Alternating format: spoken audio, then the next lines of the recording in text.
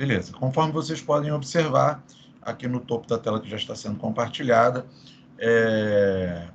o aplicativo do Microsoft Teams avisa que a gravação foi iniciada. Eu estou oralizando esse aviso já após o início da gravação, para que aqueles que não têm acesso ao chat saibam que a gravação foi iniciada. E coloquei por escrito também no chat, como vocês bem podem observar aqui no compartilhamento da tela. Beleza? Então, a partir desse momento, vocês estão cientes de que se abrir o áudio ou se abrir o vídeo, sua voz e sua imagem serão gravados e compartilhados no portal acadêmico dessa instituição com outros alunos da turma de vocês e, eventualmente, que não são da turma, que é o portal de acesso de todos. Eu vou colocar aqui só para efeitos de organização do meu chat. Opa, errado.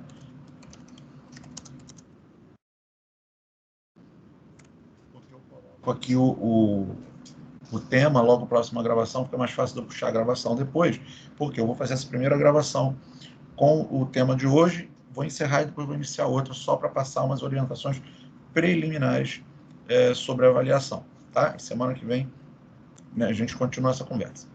Bom, feitas as observações preliminares, vamos ao nosso conteúdo de hoje. O conteúdo de hoje, né, como eu prometi, é deixar o mais fácil para o final, o mais tranquilo para o final, para poder ser o conteúdo aí objeto da nossa avaliação AP2, né? O conteúdo de hoje é o que tratará dos embargos de declaração trabalhista.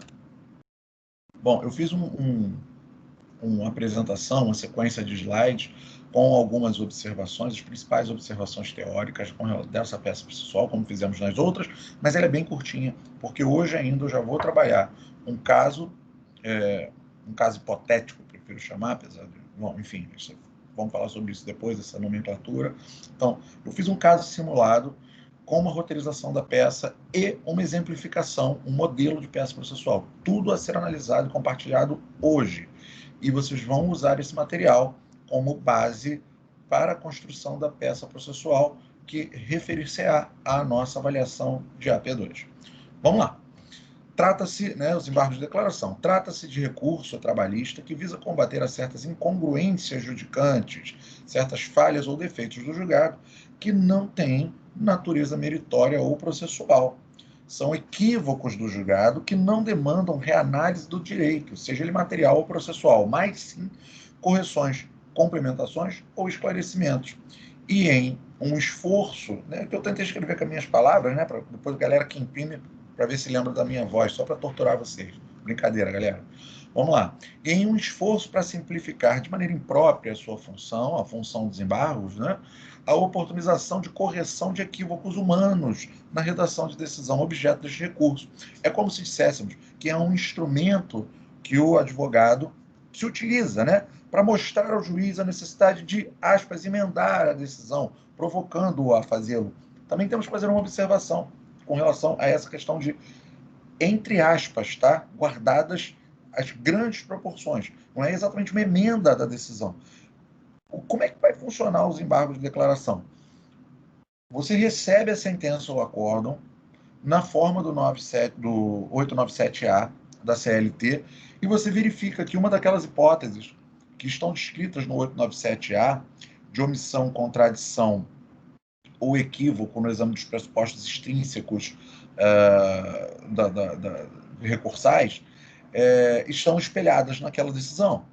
E aí vamos passar também para análise, porque o 897A fala em omissão, contradição, o equívoco nos pressupostos, mas você pode pegar emprestado a obscuridade que está lá no 1022 de CPC, já vamos falar também sobre isso, está no corpo aí do caso.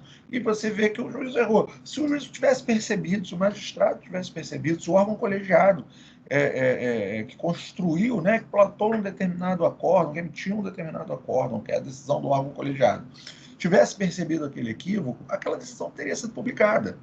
Então você percebe que o juiz falou uma coisa em cima e disse coisa diferente embaixo. Você vê que ele disse na fundamentação que assiste razão à tese da reclamada para que seja julgado improcedente o pedido de aviso, o pedido da multa do 477 da CLT, para ficar mais fácil.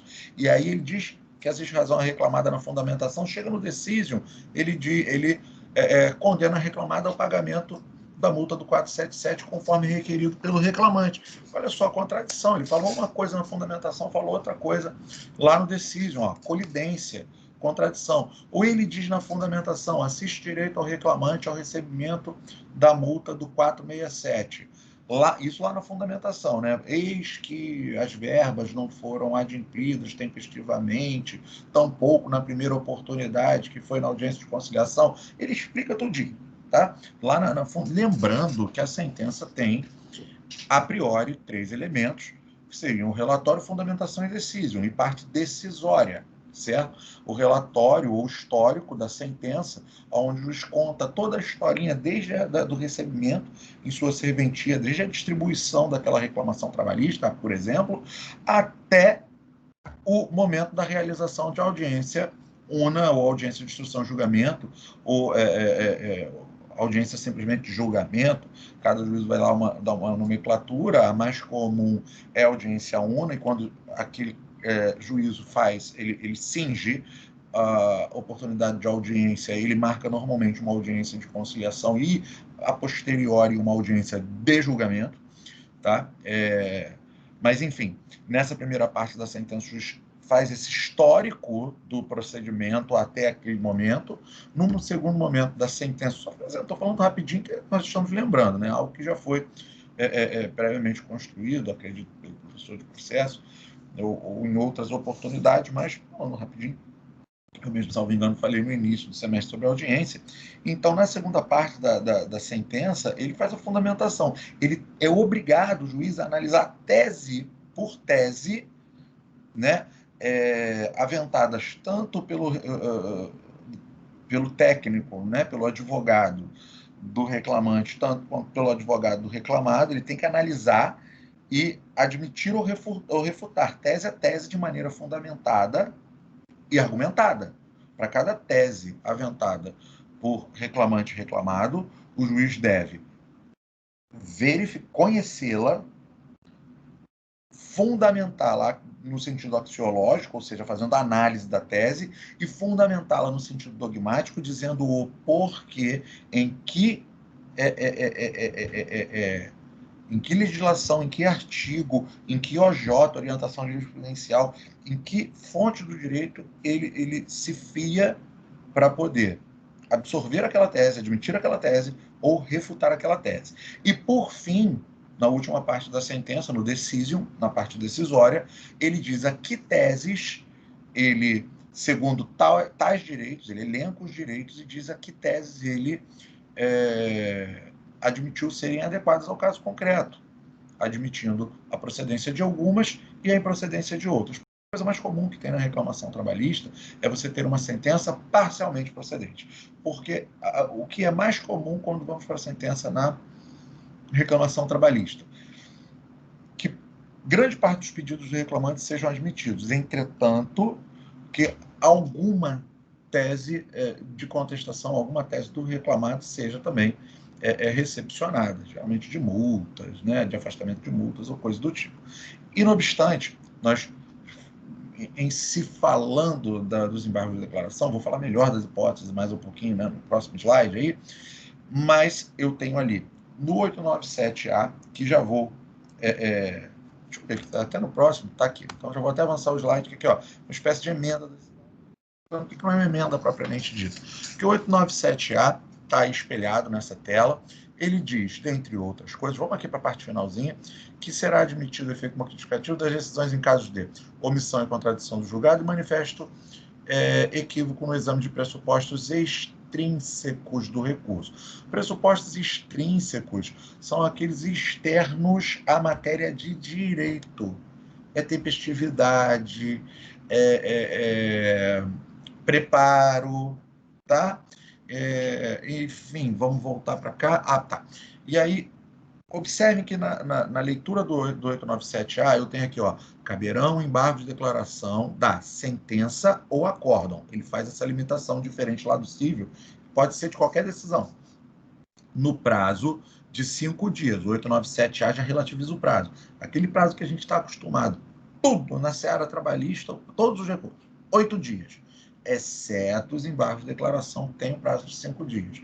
Vou dar um pitaquinho aqui na seara civil, também diz lá o 1003, parágrafo 5º do CPC.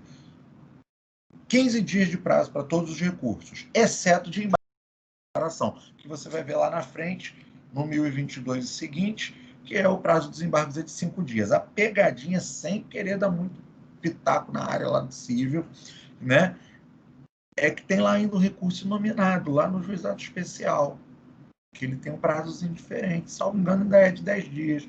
E aí isso pode ser uma pegadinha numa eventual prova, mas não como eu não é nossa matéria de hoje é preocupar-se com os embargos de declaração trabalhistas, vamos nos ater a prazos gerais para recursos na trabalhista, 8 dias, contado da forma do CPC, tá? Exclui o de início, inclui o de final, só dias úteis. E aqui para o 897, se for embargo de declaração, que é a nossa matéria de hoje, que é a matéria de prova, 5 dias de prazo. Exclui o de início, inclui o de final, só dias úteis. E aí o 897 fala em omissão, contradição ou equívoco no exame de pressupostos extrínsecos. Aqui ó, você não vê falando nada nenhum na redação do 897 sobre a omissão. Mas se acontecer omissão, fica? Faz recurso ordinário? Não. 897A, na forma do 1022 do CPC, ocorreu omissão, pede seja sanada. Tranquilão, tá? Vai ter aqui a exceçãozinha a essa questão aqui da sentença ou acórdão, mas vamos dar uma olhadinha, porque não é propriamente uma exceção, é uma previsão ali no parágrafo 1º que não vai atrair aos embargos o cabimento para verificar ali o erro material que seria objeto de embargo não civil. Na verdade, é mais fácil para trabalhista do que para civil. Mas vamos seguir. Então, dessas primeiras características esposadas pelo caput, podemos depreender, primeiro, que o objeto dos embargos de declaração será sentença ou acórdão fechadinho, 897A, CLT, tranquilo, segue. CLT foi reformada agora em 2017, ninguém falou disso, segue dessa maneira, não tem problema. Hipóteses, omissão, contradição e exame equivocado de pressupostos extrínsecos. O juiz deixou de receber, dizendo que não houve regular preparo. Você, teve, excelência, aqui, ó, mandou o estagiário fazer, aqui, ó, tá... Foi equívoco, fez o Ctrl-C, Ctrl-V lá, veio aqui julguei deserto, mas não é deserto não, recolhi direitinho, tá? Estou aqui provando, o documento sumiu do carro, não sei, mas tá aqui, olha a prova aqui, eu realmente recolhi, tá no sistema, tá lá bonitinho, tá? Omissão, como o juiz deixa, né? De analisar alguma das teses, contradição quando a tese é colidente ou obscuridade, quando ele fala tudo, mas não fala nada. Aconteceu a tal da obscuridade, não tem problema, puxa a obscuridade lá do 1022. Prazinho de 5 dias, é o diferentão, é o único que tem prazo diferente, né, dentro da CLT, agora do CPC também, e a observação que nós colocamos deverão ser contados em dias úteis, excluindo-se de início, incluindo-se de fim, respeitadas as regras de contagem de prazo orientadas pelo novo CPC.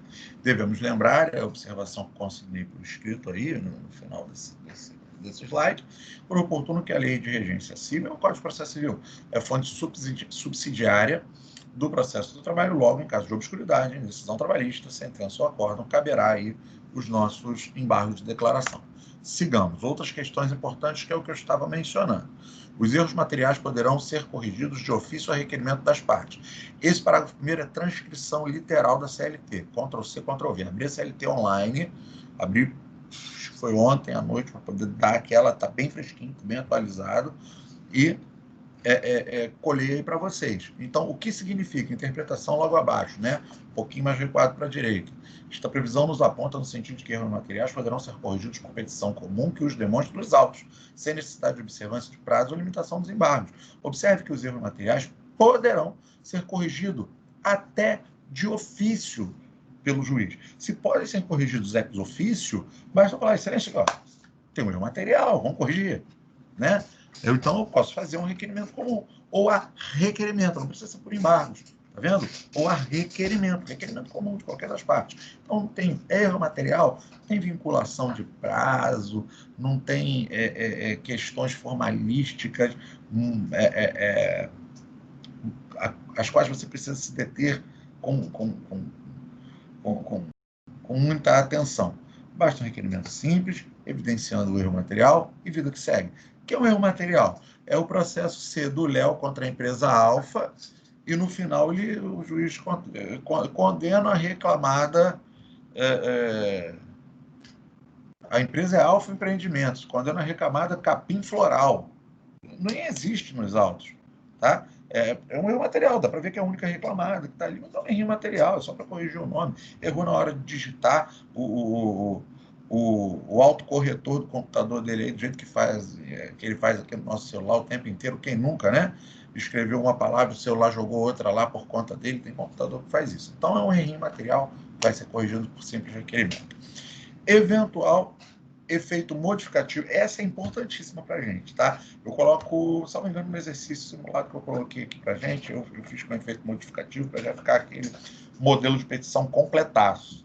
Então, eventual efeito modificativo dos embargos de declaração somente poderá ocorrer em virtude de correção de vício na decisão embargada e desde que ouvida a parte contrária no prazo de 5 dias. Então, olha só, parágrafo 2º é importantíssimo. Primeiro, o que a gente... Deixa eu ler minhas observações aqui antes de explicar. Vamos lá. Se o advogado buscar alcançar efeito modificativo, deve requerer isso sempre pensando em exame de ordem, você ser testado, tá? E até mesmo porque o próprio parágrafo 2º diz que desde que ouvida a parte contrária. Se você não requerer para intimar a parte contrária para que ela seja ouvida, o juiz decide, ele vai recorrer da sentença desses embargos, vai derrubar esses embargos, tá? Se o advogado busca alcançar efeito modificativo, deve requerer seja ouvida a parte contrária, conforme preceitua o parágrafo 2º do 897-A da CLT. Deve, tá? O prazo para contraminutar esses embargos, para que a parte contrária manifeste-se nos autos desses embargos na forma do 897-A, parágrafo 2º. 5 dias também úteis, excluídos o de início, incluídos o de final. Percebam que esses 5 dias e o prazo para contraminutar esses embargos é o mesmo prazo para a oposição dos embargos. Beleza? Parágrafo 3º. Os embargos de declaração interrompem. Isso também é outra. Né? É muito mais importante na prática. Os embargos de declaração interrompem o prazo para a interposição de outros recursos, por qualquer das partes, salvo quando intempestivos, irregular a representação da parte ou ausente a sua assinatura. Então, os embargos, eles interrompem, eles não suspendem, eles interrompem. Pum, para de contar. Quando voltar, começa de novo, zero reloginho. Então, os embargos interrompem o prazo para a interposição do recurso ordinário e o prazo para recurso ordinário voltará a contar do início com a publicação da sentença dos embargos. Vamos observar uma questão aqui. É muito difícil ter decisão considerando que os embargos de declaração foram protelatórios quando opostos pelo reclamante, porque o reclamante tem todo interesse em dar o andamento mais célere possível à reclamação trabalhista que ele quer receber, ele quer executar, ele quer iniciar aquela execução. Agora, é muito comum, por outro lado, você ter aí o advogado da reclamada manejando embargos de declaração com efeito, com intuito protelatório, a fim de procrastinar o andamento da marcha processual. Por quê? Para ganhar tempo, para empurrar, para fazer aquele processo se projetar no tempo, para ele poder ou ganhar mais tempo para reclamar, ou ter tempo para poder juntar dinheiro para pagar o depósito recursal, os custos processuais, a fim de recorrer, fazer aí o recurso ordinário da reclamada, pelos mais diversos motivos. Por que faço essa observação? Para que tenham bastante atenção com essa hipótese. Porque se você verificar que aqueles embargos são meramente protelatórios, convém, tendo sido intimado ou não para manifestar-se nos autos dos embargos, fazer uma manifestação nos contra-atacando, né, o mérito daqueles embargos, né, atacando, quer dizer, o mérito daqueles embargos e, residualmente, requerendo ao juízo que perceba, que verifique, ao analisar os autos, que aqueles embargos são protelatórios e requerendo por oportuno a condenação do embargante aos ônus da má-fé do exercício inadequado de instrumento processual, ou seja, da má-fé objetiva processual. Isso é uma dica, tá? Isso não cai no exame de ordem, mas quando você observar ali na prática, é o teu diferencial. Você, não deixa perder a passada. Vamos ver. Então, dito isso, falamos sobre aí os principais elementos da peça processual. E ele já vai acabar? Não. Né? Estamos aqui com 35 minutos já do nosso encontro, está chegando no tempo mínimo regulamentar aí, né? Recomendado institucionalmente, mas hoje eu vou segurar, né? Vou precisar que vocês fiquem comigo mais um tempinho, tá bom? Vamos lá, vamos ao roteiro de petição. Roteiro de petição mais simples do mundo, por isso eu não estou fazendo mistério com vocês, essa é a matéria da nossa prova, tá? Então, qual o roteirinho? Endereçamento. Os embargos vão a quem? Ao próprio relator ou da decisão, da sentença, ou relator do acórdão. Referência processual, porque os embargos só podem ser, né, opostos, vamos lembrar este verbo, em autos que já existem, contra a sentença ou acórdão, que sobre ele foram decididos. Então, vai ter que ter indicação no número do processo. Qualificação do embargante, qualificação simples, sabe? Tranquilo. Quero fazer completa porque estou acostumado, eu tenho as minhas rotinas, não, eu fico incomodado, não durmo, fica tranquilo, faz completa. Abundante não nocet, é melhor pecar pelo excesso. Informa o advogado com olhos ao 77, inciso 5º do CPC, faz a fundamentação da peça processual, que é 897-A da CLT, o 1022 no caso de obscuridade, também, mas coabundante non nocet, se você pegar o hábito de informar 897-A da CLT e 1022 seguinte do CPC, eu tô aqui com a pulga atrás da orelha no 1022, que eu acho que esse 1020, eu estou falando aqui 1022, mas eu acho, deixa eu só confirmar se eu coloquei o 1022 certo, que eu estava fazendo aqui uma roteirização de recurso extraordinariamente pode falhar. Não, é isso mesmo, o 1022 do cível, o recurso extraordinário está no 1029 seguintes aqui do CPC. Cabem embargos de declaração contra qualquer decisão judicial. Isso é possível, qualquer coisa. Despachou, um júdice errado, cabe embargo se você achar uma das hipóteses aqui. Senão, pode sofrer com as multas processuais. Para esclarecer a obscuridade, eliminar contradição, suprir omissão, questão sobre o qual deve pronunciar o juiz a requerimento, ou, no caso do CPC, corrigir erro material. Está lá no inciso 3º, né? E ainda vem as explicações do que se considera omissa, do que se considera obscuro, sei lá, se oferecer para a gente aqui no trabalhista é bem mais tranquilo. Tá? Verbo, opor, embargos são opostos, como eu disse, embargos é o diferentão. Tudo quanto é recurso é interposto. Os embargos de declaração também são manejados como recurso e eles são opostos. Eu não quero o verbo interpor, eu quero o verbo opor. Todos os recursos, o prazo é de 8 dias. Os embargos, não. Eu não vou usar o verbo deles, que é o interpor, eu vou usar o meu, que é o opor. Eu não vou nesse prazo deles, que é de 8 dias, o meu prazo é 5 dias. Então, embargos é o diferentão. Nome da peça, embargos de declaração, qualificação pode ser simples do embargado, eu costumo fazer as qualificações completas, tá? No mérito, você vai trazer a breve síntese do caso concreto em um parágrafo para poder justificar cada uma das teses apresentadas do 897-A do CLT. Aí você pode fazer no mérito e fala tudo, ou fala da decisão, breve histórico, breve síntese, depois abre um outro subtítulo, dos fundamentos dos embargos. Eu prefiro, ad cautelam, abrir um título grandão, mérito, e no mérito falar sobre tudo, tanto da breve síntese, quanto das teses, dos embargos de declaração, das hipóteses em específico, alinhando-as ao caso concreto, para depois partir molezinha para os pedidos. Um pedido para cada tese argumentada.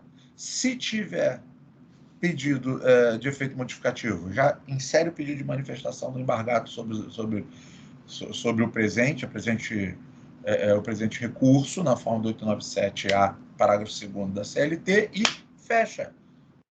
É análise do que já existe nos autos, não tem instrução probatória.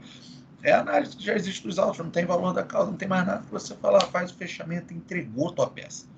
Muito, muito fácil. Tá beleza, gente? Então, dito isso, deixa eu ver aqui. Fechei os slides, encerramos essa primeira parte. Me dê um minutinho que eu já vou aqui fazer o preparo do arquivo para compartilhar com vocês ao final do encontro. Muito rápido, hoje está muito rápido. O negócio aqui está... Né, fiz aquela manutenção bacana para poder ficar tudo mais ágil, tudo mais rapidinho aí com vocês. Galera, primeira parte da aula não acabou. Nosso encontro, nossa reunião, a aula é pesado, né? Que nós somos já quase todos já advogados, né? Já somos colegas, daqui a pouco vamos estar aí nos fóruns da vida, batendo um papo, cada um de um lado da mesa. Com relação a essa primeira parte do nosso encontro, tudo tranquilo, tudo numa boa? Vou prosseguir então, beleza? Sigamos. Está aqui. Aqui está o meu ponto, tá vendo? Recurso extraordinário, meu ponto de dúvidas hoje. Pensei que tinha colocado a fundamentação equivocada para vocês, não? Certinho. Embargos de declaração, deixa eu tirar esses caracteres ocultos.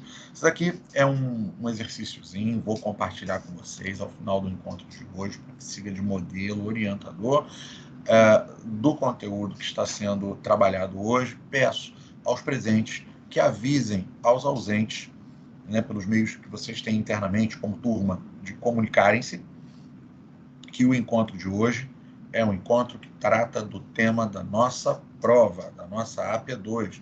Então, peça aos ausentes que baixem esse material lá no portal acadêmico, que, se tiver interesse, assistam ao vídeo da aula, que vai ficar gravado e postado no portal acadêmico, a fim de que nós estejamos todos alinhadinhos para a nossa avaliação, que será proposta na próxima terça-feira, dia 17, que será um encontro para proposta de avaliação, e terá prazo improrrogável de entrega dos trabalhos pelo portal acadêmico no dia 24 de novembro, data base da prova, tá?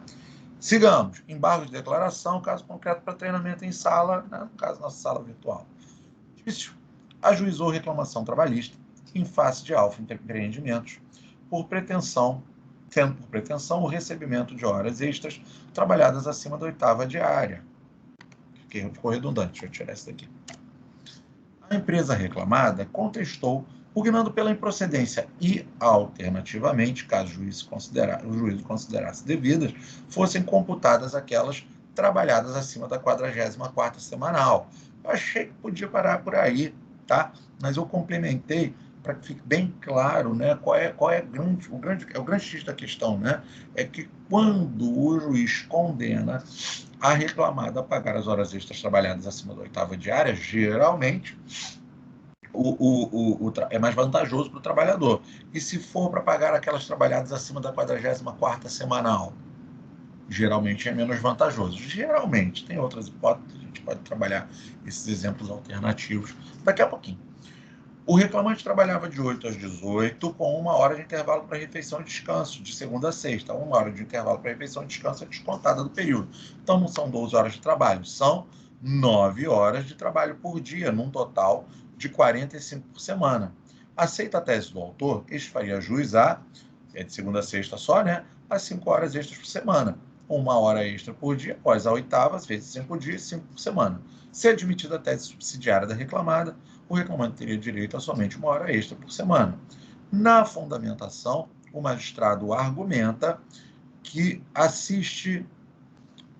Eu vou colocar aqui, né? Eu nem falei da sentença antes. Prolatada a sentença.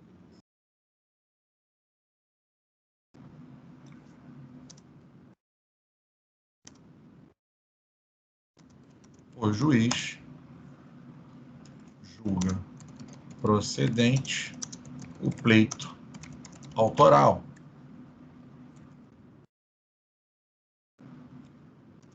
Argumentando na fundamentação que assiste direito ao reclamante, eis que inequívoco o labor extraordinário e que, no embate dos interesses, deveria ser considerada a primazia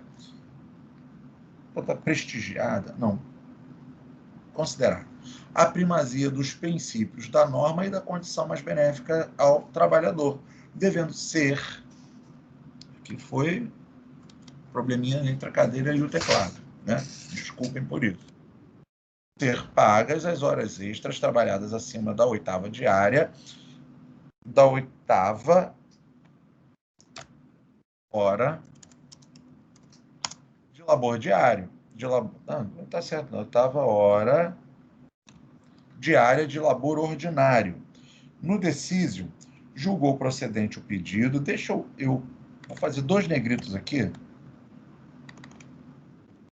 para poder mostrar que, nessa primeira parte desse parágrafo, nós trabalhamos o quê? Trabalhamos o que o juiz fala na fundamentação.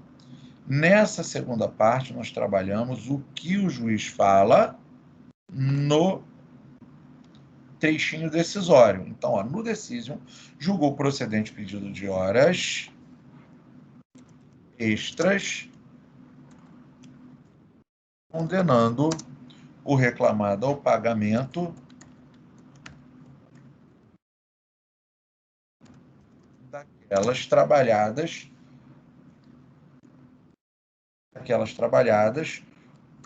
computadas, aquelas consideradas acima da 44ª hora semanal de labor. Ou seja, o juiz, na fundamentação, disse que assistia razão à tese do reclamante de recebimento daquelas trabalhadas acima da 8ª, julgou que assistia direito a uma tese que ele disse que não tinha nada a ver lá em cima. Então, essa decisão é contraditória, tá? Inconformado, Tício lhe procura para que, na qualidade de advogado, maneje o recurso cabível para sanar a incongruência judicante.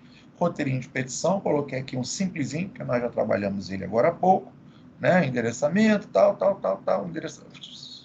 endereçamento, referência processual, qualificação do embargante, advogado, fundamentação, verbo, nome da peça, qualificação do embargado no mérito da decisão, dos fundamentos, são as observações, pedidos do embargado e do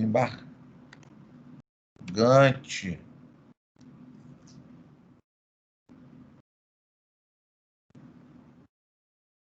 Só pedidos.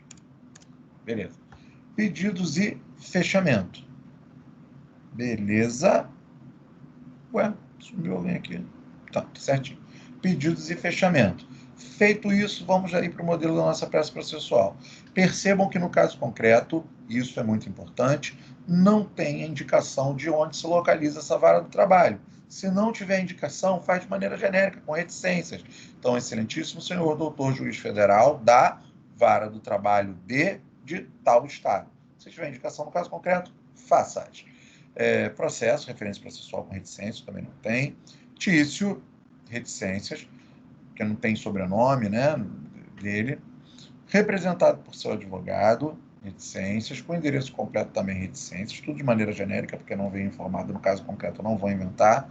Quem informe atenção ao artigo 77, inciso 5º do CPC, vem com fulcro no 897-A da CLT e 1022 do CPC, opor verbo adequado para embargos, os presentes embargos de declaração, nos autos da reclamação trabalhista que movem face D, alfa, CNPJ, endereço eletrônico, endereço completo, que é né, a qualificação da reclamada hora embargada.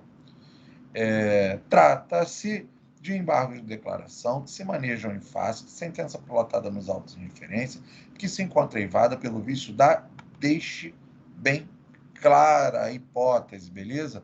Contradição, devendo ser esclarecida conforme será demonstrado a seguir.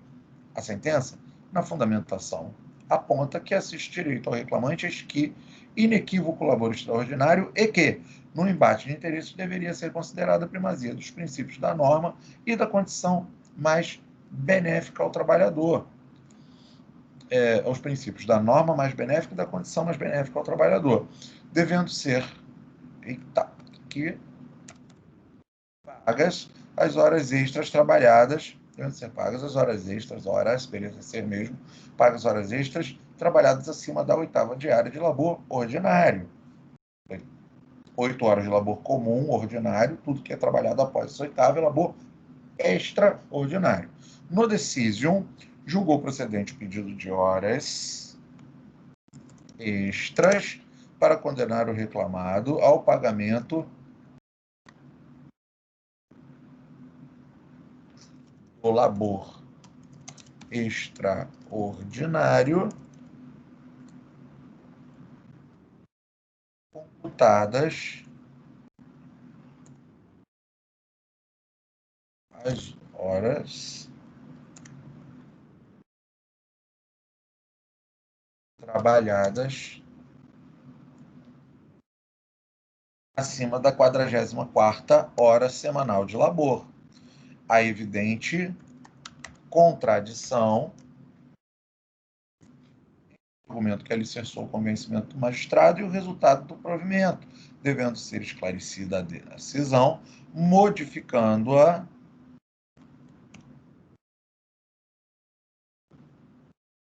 no que couber, deferindo ao reclamante o direito ao recebimento de horas extras trabalhadas acima da 8ª diária, por ser de direito. Por conter pleito de efeito modificativo, mister se faz, seja ouvida a parte contrária para manifestar-se acerca dos termos da presente. Beleza. Viu como é que foi facilzinho, ó? Bem curtinho. O que me deu mais trabalho foi observar ali umas escorregadas minhas mesmo na hora de ajustar ali o modelo de petição. Isso, né, é comum. Toda vez que nós formos ler a nossa petição novamente, vamos acabar mudando, né, os seus termos. A intimação, pelo exposto, requer, aí de cara que eu vou pedir a manifestação do embargado, né, a intimação do embargado para manifestar-se aos termos da presente, observado o efeito modificativo do julgado, que ora se pretende, vou deixar mais bonito, forma do artigo 897-A, fundo da CLT. E, por fim, seja conhecido e provido aos macetinhos, né? Conhecido e provido o presente recurso para esclarecer a contradição, deferindo ao embargante o direito ao recebimento das horas extras trabalhadas computadas aquelas das horas extras trabalhadas, computadas aquelas de efetivo labor acima da 8ª hora diária. Estava um pouquinho redundante, a gente já fez aqui o ajuste. Beleza? Então, basicamente é isso para os embargos de declaração. É o pedido, quando tiver efeito modificativo de intimação do embargado para manifestar sobre, na prática, do lado de fora, já com a tua carteira, de cautela, faz o pedido de intimação do embargado para manifestar, seja qual for o teu fundamento. Porque a bunda não prejudica. Ou o juiz vai mandar intimar também por cautela, para que ele se manifeste em homenagem ao princípio do contraditório e da ampla defesa. Ou o juiz vai indeferir, mas você fez o pedido. E depois, se tiver recurso, você tem matéria para contrarrazoar. Tá? E o teu pedido principal, por óbvio, por evidente, que é o pedido de provimento recursal, e sempre que possível diz que tipo de provimento você quer se dê naquele caso, tá? Mas são duas dicas muito mais aqui para o caso concreto, para efeitos de exame de ordem, para efeitos de peça a ser redigida num intuito acadêmico, numa prova, para uma seleção de concurso, coisa do tipo.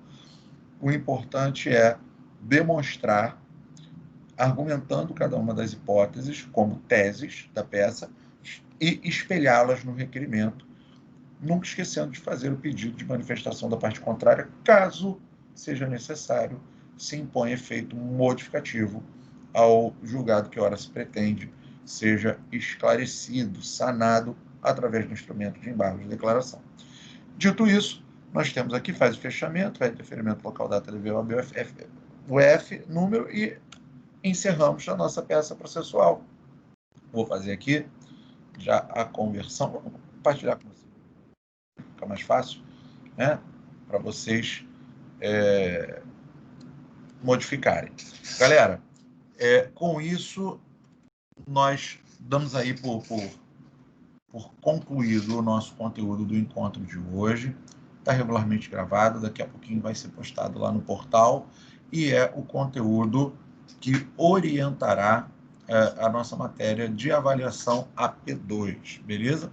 Vou encerrar a gravação para a gente fazer um bate-papo pós-aula. Só um minutinho.